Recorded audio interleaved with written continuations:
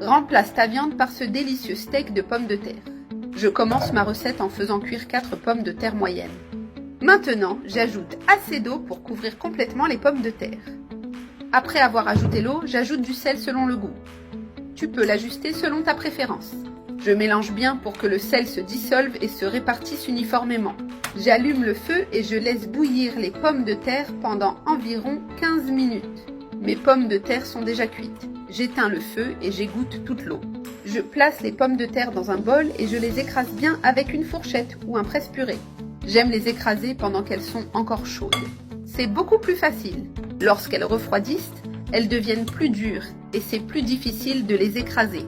En plus, froides, elles deviennent collantes, ce qui complique le processus. C'est pourquoi je préfère toujours travailler avec les pommes de terre chaudes, elles sont plus tendres. Et la pâte devient bien plus facile à manier et plus légère. Les pommes de terre sont bien écrasées et sans grumeaux. Maintenant, j'ajoute une tasse de fécule de maïs pour donner de la consistance. Je l'ajoute directement sur les pommes de terre.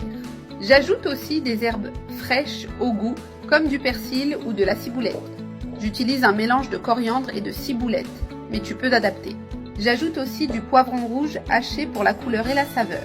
Une cuillère à café de sel et une demi-cuillère à café de poivre noir. Cela donnera une touche légèrement piquante, très savoureuse. Maintenant, on mélange bien jusqu'à obtenir une pâte homogène. Comme les pommes de terre ne sont plus chaudes, je peux les travailler directement avec les mains. Je m'humidifie les mains et je commence à bien intégrer tous les ingrédients.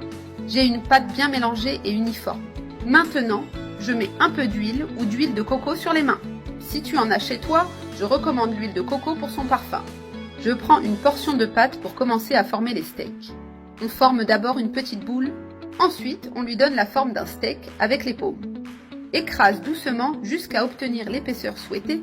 Continue à former en pressant doucement. Assure-toi que ce soit uniforme de tous les côtés. Ainsi, le steak de pommes de terre cuira uniformément.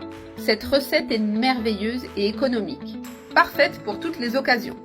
Tu peux la préparer chez toi et je te garantis qu'elle plaira à tout le monde. J'en ai déjà formé un, je fais la même chose avec le reste de la pâte. J'ai fini de former tous les steaks. Maintenant, je prends une spatule pour m'aider à les soulever. Utiliser une spatule facilite beaucoup cette étape. Maintenant, je les mets directement dans l'huile chaude pour les faire frire. Et on continue à placer tous les steaks dans la poêle. Regarde comme ils sont beaux. Ce sont de délicieux steaks de pommes de terre, dorés et bien colorés. Il faut juste les laisser bien dorés d'un côté avant de les retourner. Ils sont déjà dorés d'un côté. Maintenant, on va les retourner avec beaucoup de soin. Fais-le lentement pour qu'ils ne se cassent pas. Nos steaks sont parfaitement cuits.